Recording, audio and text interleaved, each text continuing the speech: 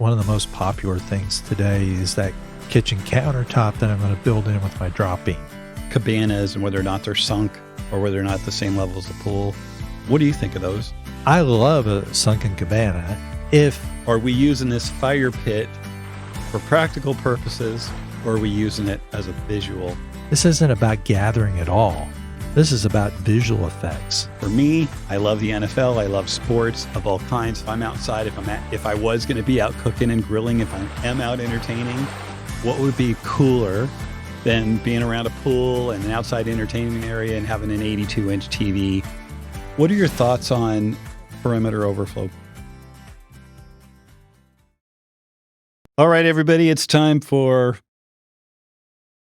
our Poolside Perspectives podcast vocabulary lesson. Is it not, Mike? It would be, yes.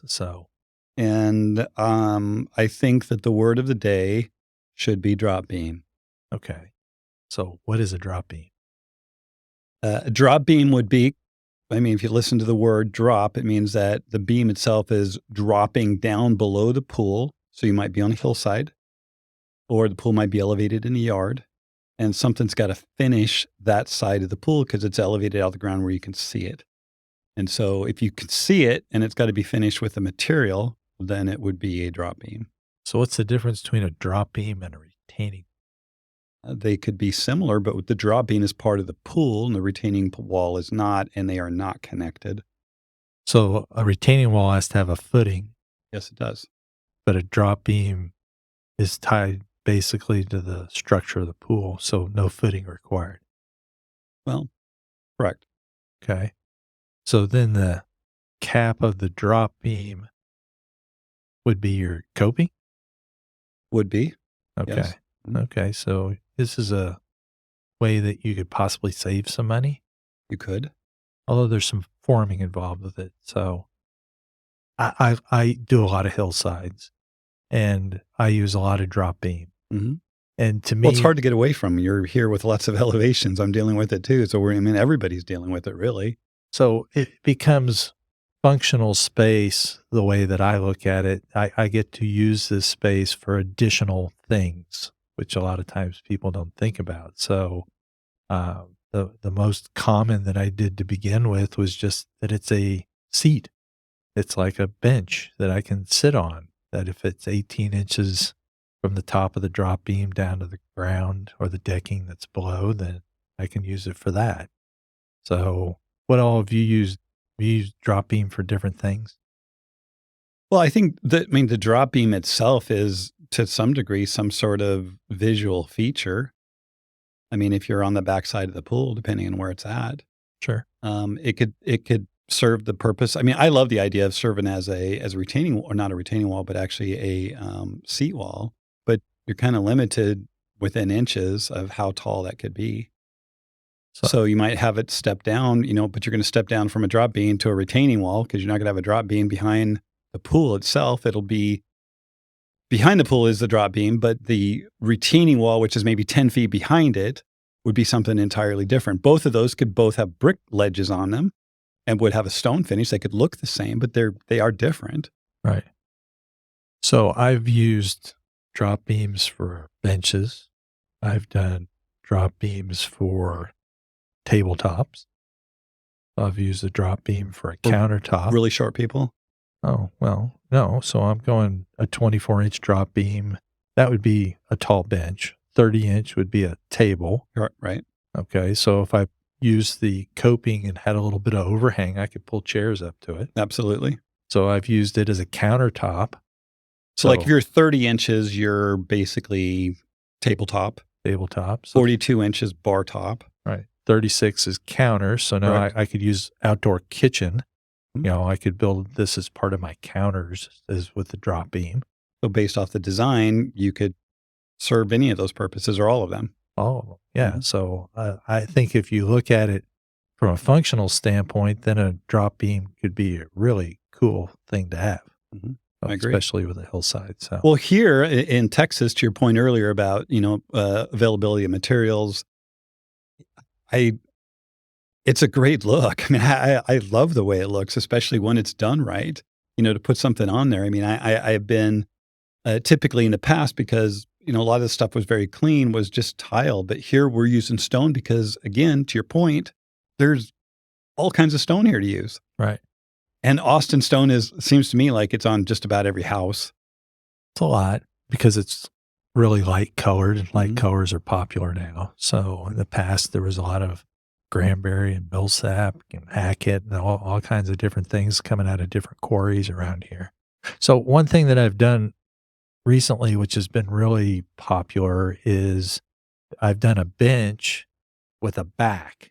So it's 36 inches Uh-huh. of a drop beam, but you drop down 18 inches and then there's a bench seat there. Mhm. And then, so I've got the backing, which we will put a little bit of a slope onto, about a 3-inch slope usually. So now I can sit there comfortably and I can put a fire pit in front of me. And so it becomes a great seating area for a fire pit with a 36-inch drop. Love it. So the Great other idea. thing that a lot of people like is if there's kids walking around on the coping up top, it's not a 36-inch drop to the ground. It's just an 18-inch drop down to the bench. And so it's a little bit more kid friendly. Okay.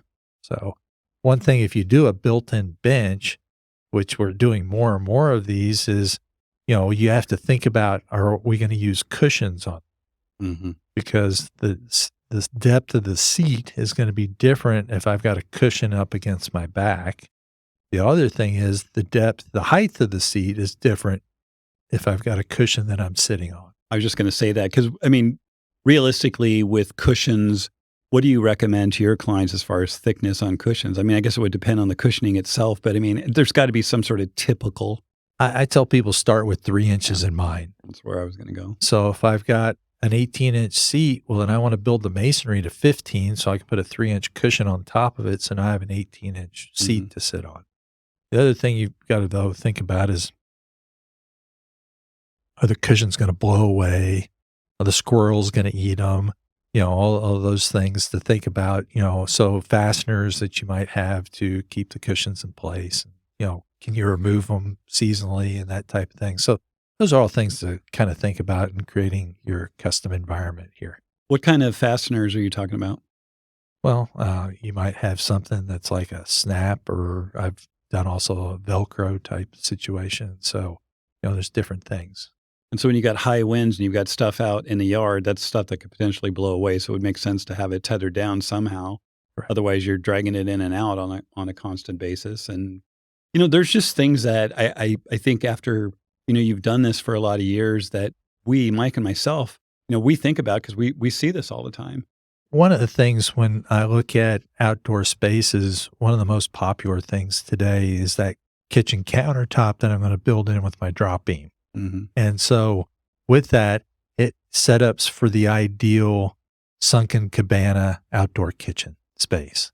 So now I can sit in this space and enjoy interacting with people that are sitting at bar stools or standing in the pool from an eye to eye situation. So this is a great setup. So, do you do a lot of outdoor kitchens? Starting to do a lot more here. I mean, I didn't do that as many in Phoenix, and I'm not sure why. It could have been the clientele that I was exposed to. It could have been the company that I was working with. They just didn't do it. But here, it's a big deal. We like food. Yeah, it's a good thing to like. Yeah. So, I cooked pork chops yesterday on my big green eggs. I was just going to say, I'll bet it was on your big green egg. Yes. So people enjoy when they entertain to cook. Mm. So that's something, you turn the ball game on, you sit there, especially in the spring and the fall are phenomenal times to be outside and enjoy, hanging out with your friends, and you cook some stuff and serve food. And so it's, this has nothing to do with swimming, Mhm. but it has everything to do with outdoor living. And so we like to be outside and enjoy these spaces. Well, we have to. Let's come back to the TV thing here in just a couple minutes, because since we're talking about cabanas and whether or not they're sunk or whether or not the same level as the pool, what do you think of those? So I love a sunken cabana if I can sink it and I'm somewhere 30 to 36 inches down, below the top of the pool, the coping. So then I can have this interaction, an eye to eye situation. If I'm only 18 inches down, to me, that's a little bit on the short side. Mhm. And so, I mean, I can sit on the countertop. They're level. It's level with my. It would just be a seat wall. It'd be a seat wall, and so to interact with people in the pool, it's a little bit awkward there because I'm up a little bit higher than them. Um, but the biggest thing that I find with a sunken cabana is you have to have drainage to get the Right. water out of that space. Right. And I think we've touched base on that, We did. previously. But otherwise, you end up with another swimming pool, which now your refrigerator and your ice maker are all going kaput on you. Whoops. So I think it's a great situation, but sometimes the site's not conducive for it. Hmm. So what I'm looking at is what's going to work and create as low a maintenance as possible for people so they don't have a problem taking care of it later on. And some people are like, well, I can put a sump pump in there. And yes, you can, but there's going to be problems with that sump pump over a period of time. Right. And since this episode is really about entertainment, that sunken area, that sunken kitchen entertainment area in and around the pool is, I mean, everybody's going to gather there. That's one of the places to be. You're either in the pool or there. Right. Well, and you're so close and interacting with people. So I think both of those are great spaces to have. So in that space, I'm going to have a kitchen. So Mhm. there's a lot of things that I want to put in a kitchen, kind of some standard items and then some features that are kind of cool to have. So where would you start your list? Well, to the point before is like, what type of entertainment do you do? What's important to you? I mean, I'm not a griller.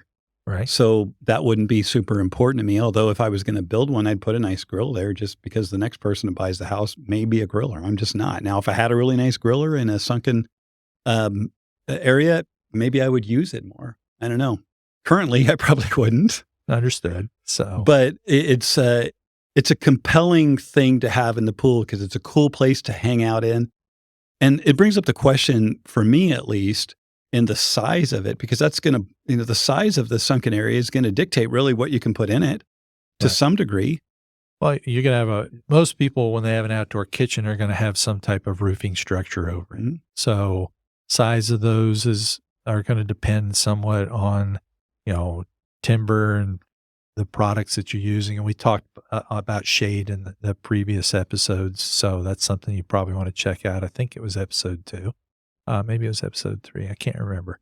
We're going to have a list and I'll be more organized as we go later on. Plenty of these are going to blend in together as just reminders, just to, make sure people are thinking about it. I don't see anything wrong with that. Right. So what I look at it was with a structure is, again, going back to the first question, what's the average size gathering? So what furniture am I going to put in this space? That's what I was thinking about is the furniture. Yeah. Because So, do you want a table and chairs down there? well, a lot of people are like, well, I want bar stools in the pool. I want bar stools that come up so those people can interact. And then I need a counter to cook on. A lot of times it's an L-shaped counter. Mhm. And then, well, I want a table and how many does it sit? And then some people they want a TV down there and some couch and some chairs. So, I mean, that's a big structure when you try to put all that together. I just recently did one and we were, I think, 20 by 26 for the structure. And it basically was a little snug. 30 would have been better. Right. So, And but that's a lot of square footage. I mean, it's over 450 square feet. right. And it still was crowded. Well, you're putting the living room, Mhm. the dining room, and the kitchen all in one space. And this is where the software really is helpful because we can plan it accordingly Right. and we can show that space in there and really the kind of room that you have. Right. So, it's real important for me to understand how many are going to sit at the dining room table if you're going to put one down, Mhm. because I want, where I sit at a table, sit at the chairs, walk around the chairs, I want 12 feet width. So for that to happen, and then depending on how many people are sitting in that table, whether it's 4, 6, 8, 10, 12, those dimensions are going to be required to make all that space work. And not only that, but once you get down there and you have that many people down there and they're walking around, talking, sitting up at the bar, engaging with people inside the pool, trying to sit around the table. You got somebody cooking, got the wife, the mom, the secondary person, helping with the cooking. It gets crowded really fast. Oh, yeah. So, again, popular space. But if you take the spaces and you figure out what furniture you're gonna put in it, and then you put the math to it, then you're gonna end up with a realistic space according to how you're gonna use it. And so, some people are gonna have very large structures because they wanna have all those things together, in one space. Now, I did a project not too long ago that there were 2 cabanas. So we had the living room cabana, and then we had the dining and kitchen cabana. So 2 totally separate structures. They were on 2 different levels because of the hillside in this particular backyard. But that's, if you're wanting a large amount of things, maybe it's not all going to fit in one space. Good point. So you just got to, plan accordingly. Another sunken feature that's very popular is the sunken fire pit. Oh, yes. That seems to be something that's, I don't, what do you think, the last 10 years? Yeah, I would say somewhere close to 10 years. I did hear one gentleman in California that claims he's been doing them for a long time. I know Ryan Hughes out of Florida has been doing them. Awesome builder. For an Amazing awesome builder. And so, again, just creating a space and the credit that when I first saw him, I was like, well, who would want to hang out there? And then I realized, no, that's a great place to hang out because some people want to come to the party and be entertained and they don't want to get wet. Right. And so they want to interact with everybody. And a sunken fire pit, especially that's in the pool. Now, there's different types of them, but if you're surrounded by water on 3 sides, which some of them are, now you can interact with somebody that's swimming by or standing in the pool. And so there's people that, just physically don't want to get in. Some people just aren't comfortable swimming. And so this gives a great place for them to hang out. And again, at the very beginning, I thought, well, this is just going to be when they sit by the fire. Oh, no. Fire pit, most of the time, isn't even on. It can be in the summertime in the middle of the day, and there's people still hanging out in that space. Yeah, and the thing I love about doing them is that it is essentially immersing the people in the pool experience without being in the pool. Right. You've got a multifaceted design, whereas you don't have to be in the water to enjoy the swimming pool, and you're surrounded by the water. Right. And it's and really, the people. Yeah. Another place for that fire pit is near the spa. Right. Sitting in a hot spa on a cool night with steam rolling off it and a fire brewing. That's kind of sexy. That's kind of cool. You want to think of, fire pits. Sometimes people want them close to a certain element. The spa is probably the most popular. The cabana's another time. People want it near there. Sometimes they want the fire pit totally removed from everything. They want to go sit out there and kind of get away. Mm-hmm. And so I've had clients that sometimes have had 2 fire pits. They've had one up close to the house because they want to interact with all the gathering. But then they want another one totally out in a distant spot where they can just go and, enjoy things. And in fact, most of the fire pits that I do are gas units. Electronic ignition. Well, some are electronic, some are manual. So the cool thing about electronic is you can turn it on from inside the house and it becomes a fire feature, which is really neat. Also, you can control it, and that way your kids aren't messing with matches and gas and that type of situation with a manual setup. That sort of seems like an accident waiting to happen. Well, you just got to be careful, especially if you have propane. Mm-hmm. Because I found this out years ago when I was cooking at a church camp, and I went to go light the oven, and I had turned it on and didn't realize that it wasn't, the pilot light wasn't on. Mm-hmm. So I leaned down to light the pilot light, and it was not natural gas at this location. It was propane. Well, propane's heavy. Yes. It does not rise. Yep. It sinks to the floor in pools. So when I leaned down with my match to light it, I saw this great flash of light, and I thought I'd gone to heaven. That's awesome. It was, and everybody in the kitchen thought my face was blown off because all Poof. they saw was a big flash of light too. Mhm. So, propane fire pits, you have to be very careful with. In fact, we won't use glass media with them for that reason, because if you don't light one properly, the glass media creates a blanket effect, and the propane settles in there, and then all of a sudden you go to lean over and light it, and it goes boom. So we use lava, a lot of times, or something, a bigger situation with the propane ones. So I like the lava rocks, the black tumbled rocks. I think those look great. I think those are great. There's also the cannonballs. Mhm. Those Yeah. are really cool for a modern look if you're wanting something that generates some heat with it. So that's one thing too, is the glass media. There's no heat really coming off of it. Mhm. It just dissipates. It's a visual effect. So That's a great point right there, and that is, are we using this fire pit for practical purposes, or are we using it as right, um, a visual perspective or a visual feature. feature, Right. one or the other?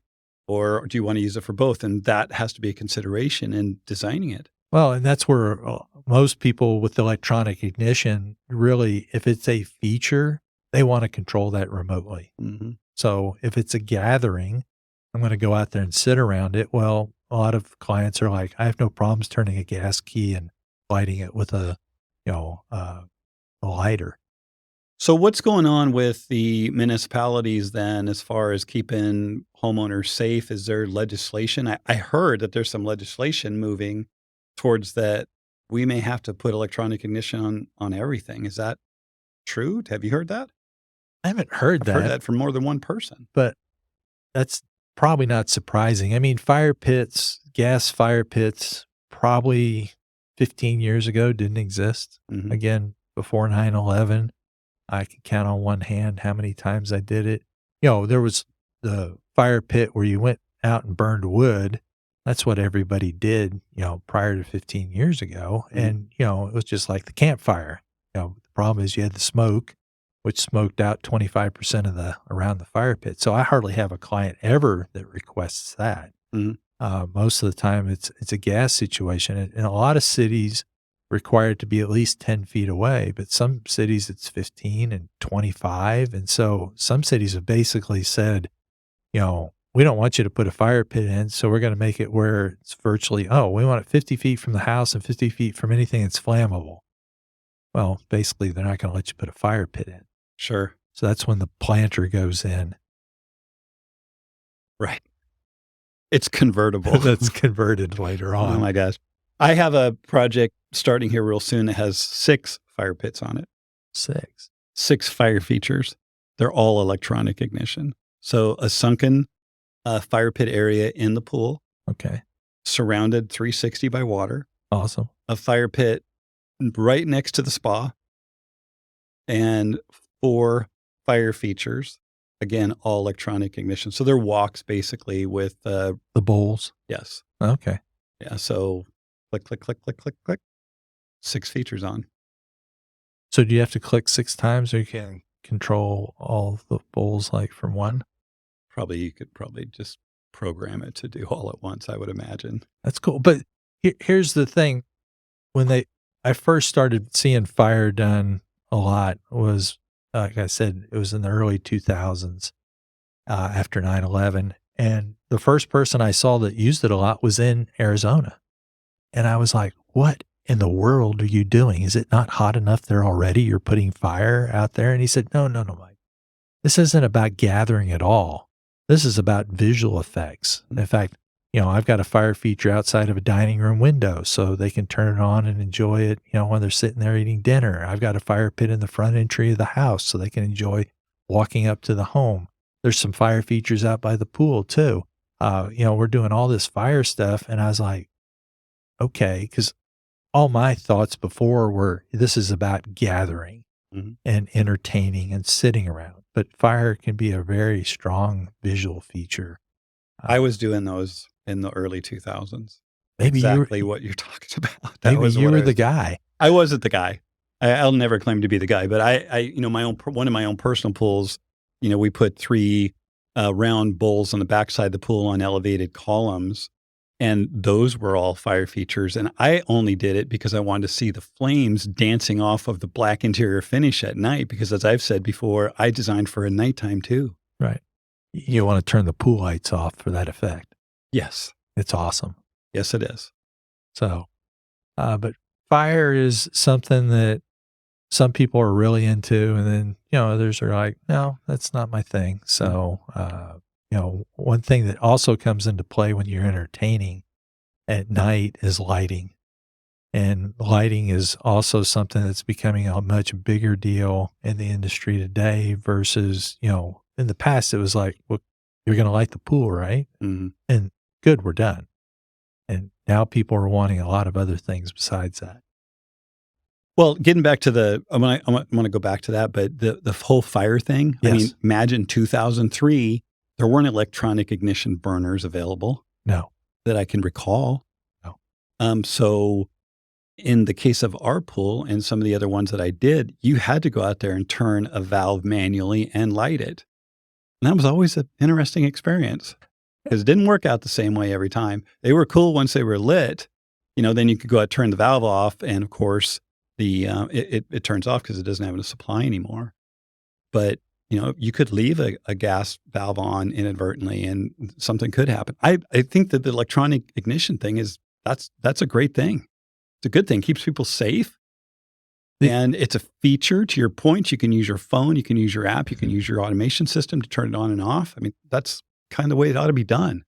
One thing with electronic ignition, and that's why the cities are going to it and requiring it, is if a feature is lit, it will relight itself, was it 3, 4, 5 times? And then after that, it turns the feature off. Right.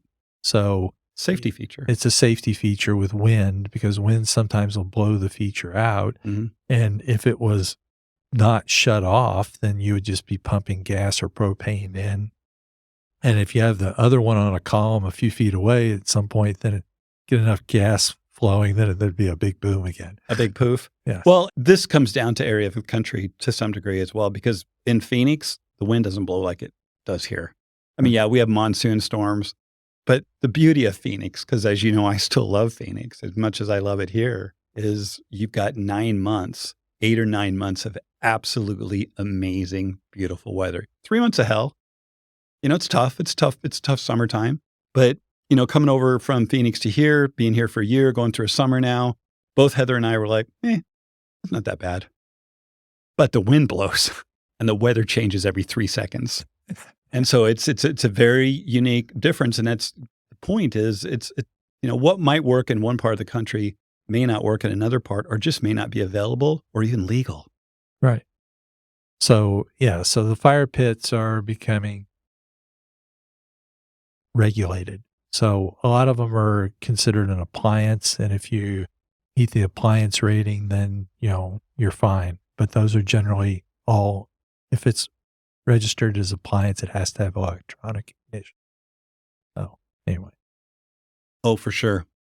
And then we're coming back to the built-in TV, because for me, I love the NFL. I love sports of all kinds. If I'm outside, if I was going to be out cooking and grilling, if I am out entertaining, what would be cooler than being around a pool and an outside entertainment area and having an 82-inch TV out there to watch your favorite programming? 82 inches. So how did you? So a small one. A small one. Yeah. Starter TV. Yeah. So the big thing with TVs is I've done a lot of TVs outside. Mm-hmm. And what I used to have people come to me and they'd be like, I need a cabana and a fireplace. And I'd be like, okay, so what do you need the cabana and the fireplace? Well, I need a weatherproof area that I can mount my TV. So if I put it above the fireplace, then it works. And I'm like, so you're going to spend $35,000 to put a TV outside? And they're like, yeah. I said, have you heard of outdoor rated TVs? Mm-hmm. They're like, no, what's that? I'm like, what's a TV that's waterproof? So you can turn the sprinkler on it and blast the thing, and it's sealed up so it doesn't have a problem in the elements. So you don't have to have a cabana structure and a fireplace to mount your TV. And I believe they make those TVs so that they have some sort of anti-glare glass on them so that you can see them a little better than a normal TV, which would be quite the problem with the glare. Right. The one thing that I didn't understand is they explained to me most of the TVs fail because of bugs. Mhm. And the outdoor rated ones, because they're sealed up, they don't have the problem with the bugs that the other ones do as well. So they'll last a lot longer than a typical conventional. If you take the TV that you buy at, you know, Sam's Club and Best Buy or something like that, and you put that out there, that it's not going to last nearly as long as an outdoor rated TV. What do you think the Segway price difference is between an outdoor rated TV, a regular TV? Is it twice as much? I think it's 2 to 3 times as much, but I mean, you're going to get more life expectancy and a better performance out of it as well. We talked about that, that TV that folds up out of the silo that's like a 100-inch TV. Yes. That thing's pretty cool. So I'm surprised you didn't have that on your list. It's not on my list it's just not on my list because I haven't had a situation where it would be the amount of money that somebody be willing to pay for it. I mean, if you're talking about $1 million, $2 million project, yeah, they probably would be, maybe would consider it. I don't know. I've seen them on the reels and around the industry and on different projects, and I think it's amazing. I mean, we just, as human beings, I'm inspired by the fact that we always can figure out certain things. Now, if we just figure out how to get along, we'd be that much better off. Well, invite everybody to the Sunken Cabana barbecue There you outdoor go. bar. That's where the negotiation should be, where everybody's having fun. Right. So I've also seen vaults where the TV will recess down into the ground. Like a cabinet. Yes. And that cabinet has a mechanism in it that rises the TV out of the cabinet. And probably on top of the cabinet or on top of the TV is the cabinet top. Right. It goes up and down. Yeah, I've seen that. Yeah. So there's a lot of cool things that you can do with TVs. Well, and I think that anymore, a lot of people are asking for, I want to be able to watch TV. So you're thinking about putting a TV somewhere in a lot of cases. Maybe it just is the scale and the size of the projects that we're doing, because I think to some degree, what you and I are talking about is not just a very basic swimming pool and a swimming pool only. Although the information that's being gleaned out of this is applicable to buying any of those pools. Correct. And getting those questions answered. So yes, but many people will have multiple TVs in the backyard. I've also had clients say that the backyard is media free. So we don't want TVs out here because we want to interact and converse more. And other people are like, are you kidding me? There's no way in the world. We have to talk about the game. So we want to watch the game. So, and I'm going to have my phone at my side anyway. Right. So, and I'm going to be looking. So why not be able to look up at the screen? Right. So different folks, different strokes for different folks. Yes. They're all different. So that's the fun of the adventure of here. So what's some other things? So one thing that, again, I'm managing space in a backyard. So sometimes people are like, there's other things that we would like to enjoy in the backyard to have people over and entertain. And the two things that have come up a lot recently is I want a bocce ball court and I want to play cornhole, games. So I want games that I can, hang out and have everybody do, as well. Although I saw something not too long ago and it was an outdoor rated ping pong table. I've seen those. Yeah. So it was set up where it could be a table with benches on both sides, and then it could be used as a ping pong table as well. So, 100% waterproof. Because we took our ping pong table out there and did that, and then it got rained on and didn't work so well.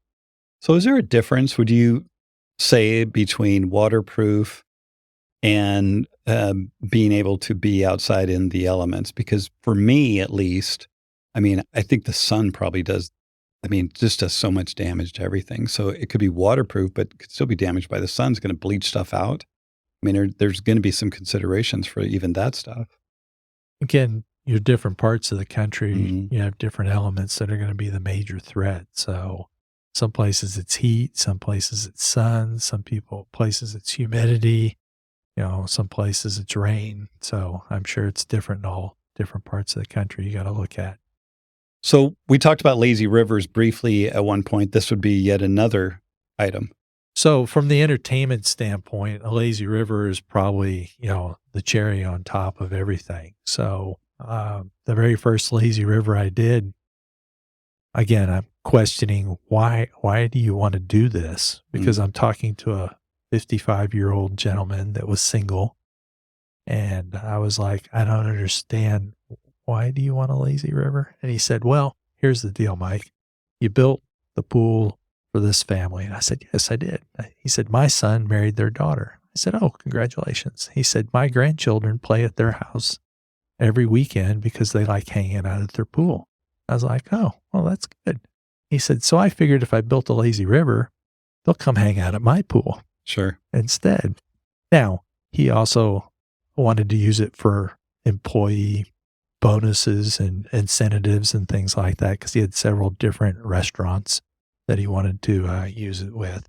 And so it became quite a thing for entertaining. It compelled people to come to his pool. Oh, yes. So very much so. Now, on the very first party that he had a margarita machine going. And he said he decided after the first party that the margarita machine was a little too much with the lazy river. Oh boy. So they must have had a good time.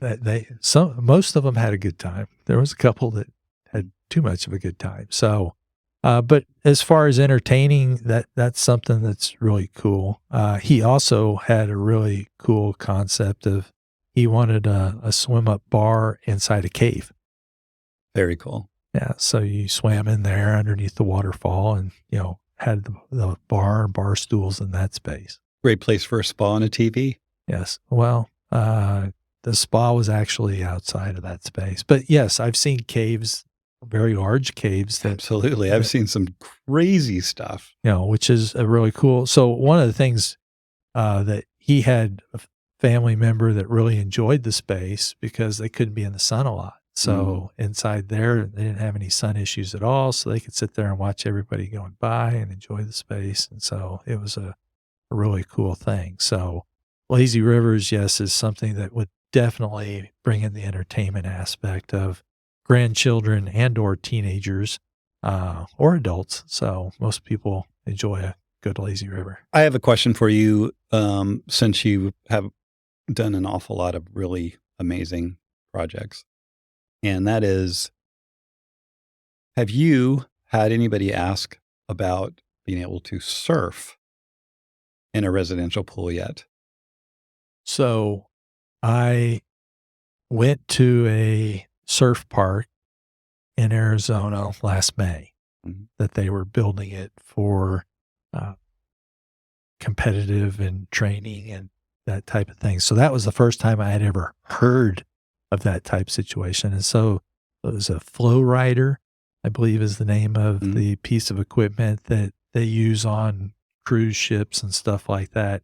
And I understand that several people in the industry have installed and are installing those type of features now. I have not been requested to do surfing yet in the backyard. Isn't Rick Chafee doing something like that? He is. Yeah. So I want to tap into his head sometime if he's interested. Yes. So, but yes, from an entertainment standpoint, you can have all kinds of things. So, I mean, the Sunset Magazine book that I talked about in the very beginning, one of the cool pictures in there is they had a wine room that went in conjunction with the swimming pool, and they had an acrylic window in between the two. And this was back in 1985. Wow. So way before our acrylic windows, which are becoming more popular today. But that was the big thing of entertainment, was to go down in the wine room and have a glass of wine and watch everybody swimming around in the swimming pool. So for those that are listening that aren't clear on what an acrylic window is, tell everybody about that feature and what it does and what its benefits are and what do you like about it? Well, so you have to have a change of elevation. So in essence, you put a window in the side of the pool, or I saw someone installing, one friend of mine that's working in Southern California. He's doing a pool in Beverly Hills right now, and he has an acrylic window on the floor of the pool. Wow. and that bottom is the living area underneath in the house. So you can look through the water in the pool, and basically you have a huge window in the floor of the pool that shines into the house So you're in the living room looking up and seeing people swim. over the top of you. Yes. So that's a very uncommon window. More common is there's a window on the side of the pool. Mhm. So I've got a project that we're going to start here shortly, and it's a sunken fire pit area. And in that sunken fire pit area, we have a window that looks into the pool. Which would be where the drop beam Correct. would be. So your drop beam is an piece of an acrylic, so you can see into the space. So the first one I did was a window down at the deep end of the pool, which was in conjunction with the sight lines coming out of the living room of the house.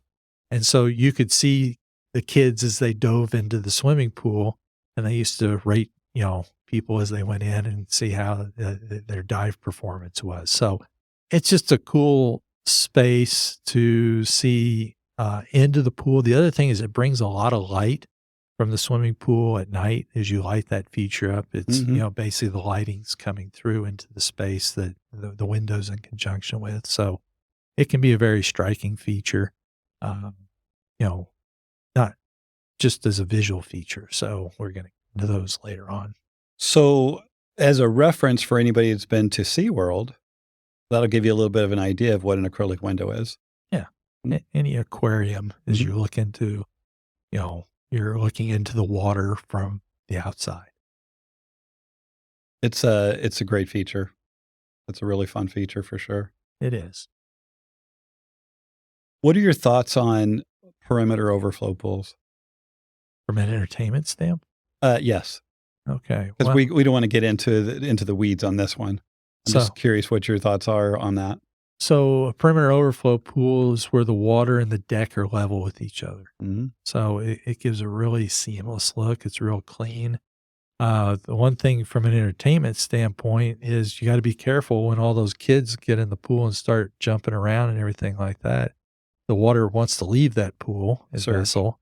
And so with the surge, you have to taper all the walkways back towards the pool so the water doesn't run all over the place. Mhm. So, but, it's a very cool visual feature to hang out around, but you have to accommodate the structure that's going to make all that work. Sometimes it's underneath the coping, sometimes it's next to the coping, and we'll get into details. Yeah, so to me, the entertainment part of that would be it's such a compelling feature, and a lot of people haven't seen one, and it's a really unique and very cool look.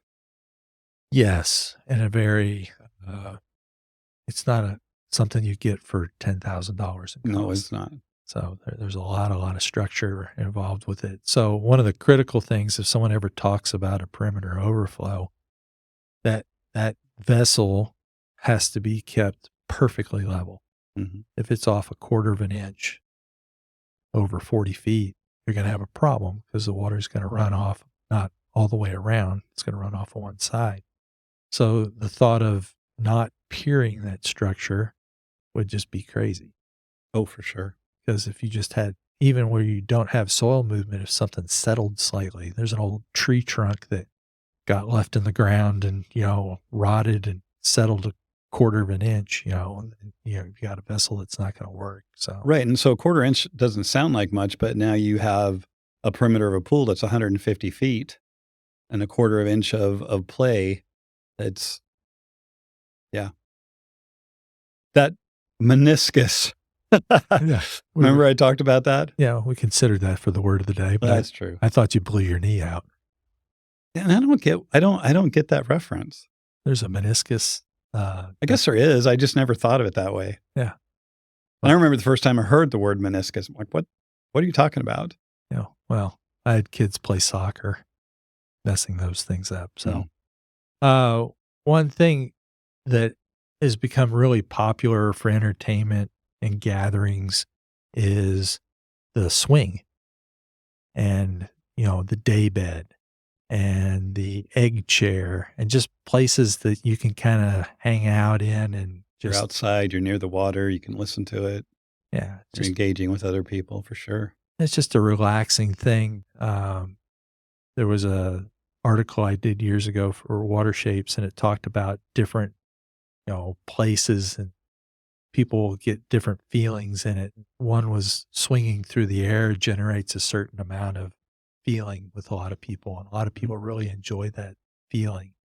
And so to incorporate that in your outdoor living space has become more and more popular, I think. Just, as I mentioned, everybody wants everything that they have inside. They want one outside now. So people want a bed that they can go out there and enjoy. And, if it has a little bit of swing motion to it, makes it a more comfortable place to hang out.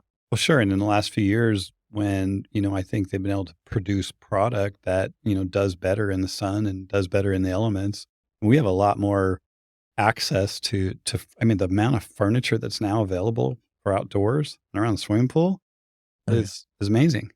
A little bit different than the 80s. A little bit. Yes.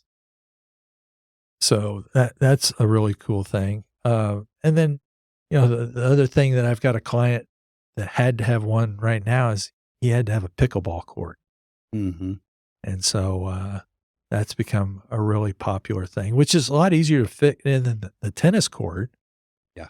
So, which was a real estate, hog. But, some people that's something they really enjoy. Or, outdoor basketball is what my son wants. He wants a half court. He's like, it's just about a, 50 by 40 area, dad, just 2,000 square feet of concrete. I'd be happy. Well, the reality is the backyards are turning into destination uh, places and people want to spend their time there. I mean, COVID, as we talked about before, changed all that. 911 changed all that. I mean, I think more and more people want to feel safe. They want to be at home. They want to, track their families over, their kids over, their friends over. And the backyards, as we've said many times, have really morphed into something far beyond what you and I were accustomed to when we first got into the business. Yeah, it's changed a whole lot versus, I just want a pool and give me 4 feet of deck all the way around. Uh, you know, that's where we started with basic things, but, it's a whole lot There's probably different. still people that want that, and that's great. Well, I've always felt compelled to, no matter what type of pool somebody wants, I mean, we want them to get another pool. I mean, we want people to love their pools. And, I see it. I've heard it. I've seen it in posts, on social media where somebody will say, pools are a dark hole for money to go into. That's all they are is a money pit. As you know, I completely disagree. I'm sure you do as well, because I think it's a big part of what people want, at their homes. They want to entertain at the house, and a swimming pool in the Sunbelt area. We wouldn't call it a necessity, but it's almost needed just because of the weather.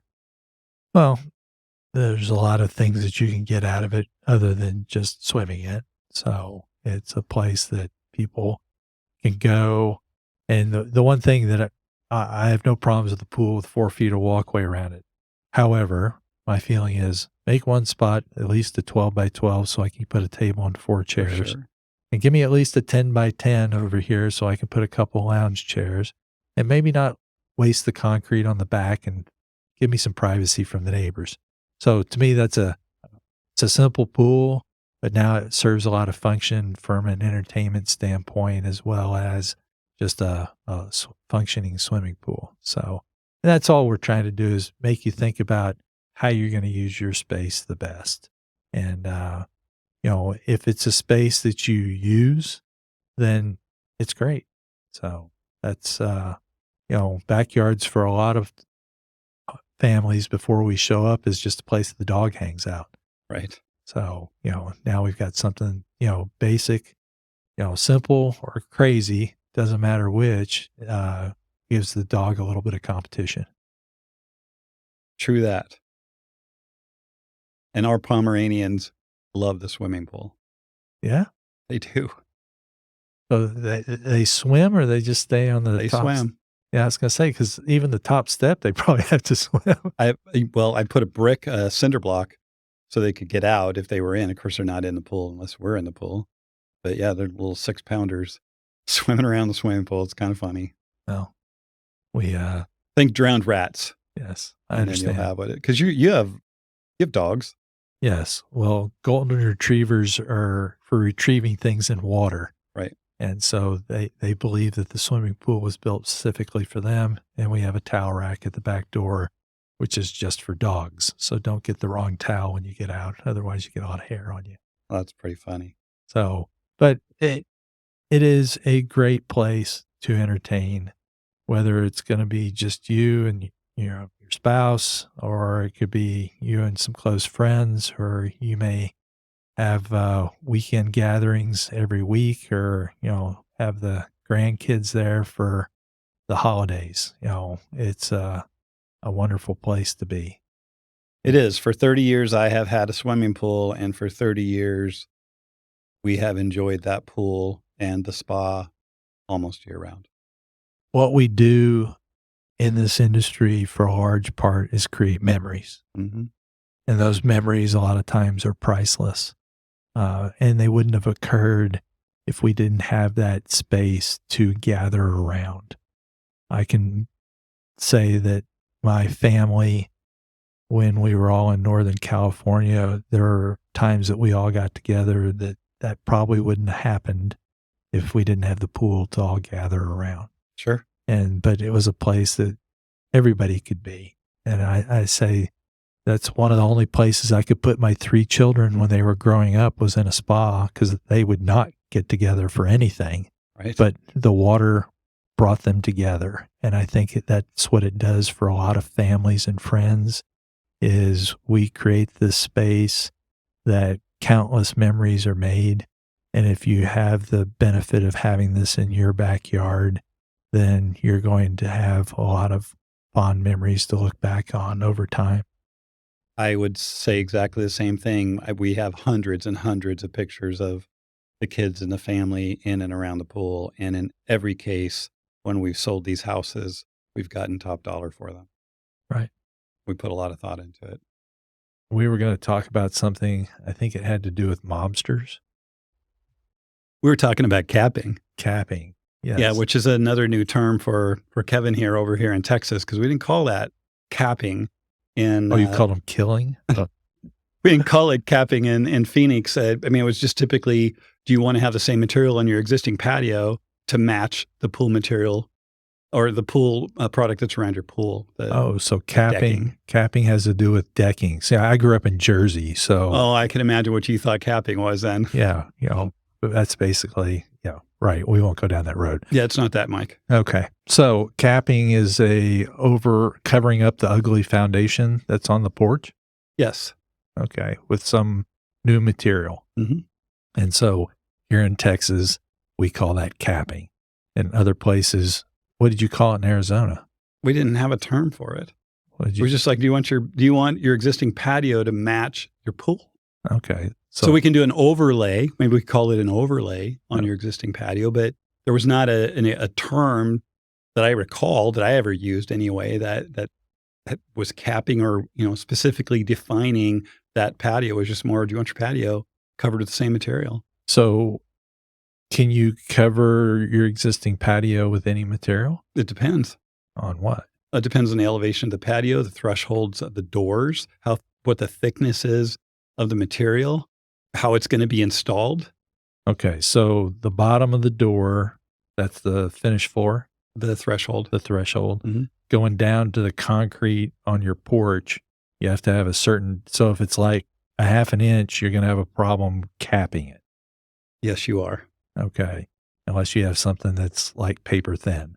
Well, I mean, the deal is that if you were to have some flooding, I mean, even a extra quarter of an inch or a half of an inch is, just water's going to always seek the path of least resistance. So, what we're trying to do is mitigate, challenges for drainage off that patio. So yeah, if the threshold is really low, very close to the same elevation as the patio, there's going to be a challenge there. So that's something you have to think about, the material that you're going to put there. So like I was on a job today that we were doing the layout. And there's an existing flagstone patio covering that porch that's already there. So it's already been capped. It's already been capped, and it's right up to the top of the threshold. And so we were talking about, depending on the thickness of what they capped it with, are we going to be able to cap it with what I had in mind? Mhm. And so if we can't use a full size paver like we're putting everywhere else, we could also switch to tile that is the same material and cap it with that. So there are different solutions you can look at, but you usually need what, 2-3 inches? 2 inches minimum, Okay. or probably more. Yeah. So depending on the material that you're using. Well, it's kinda nice to bring that patio up too, just because you don't have that little step there, but you gotta be cautious of it. Right. So the nice thing is now your new patio around your pool and your porch flow together and they're all the same material and it looks beautiful and it's architecturally a lot better than having two separate things. Mhm. I like it. Yeah. Capping sounds good Capping's a good thing. in the pool business. There you go. Awesome. I think that should wrap up another episode of Poolside Perspective Podcast. Thanks, Mike. We'll see you soon. All right. Thanks. Bye.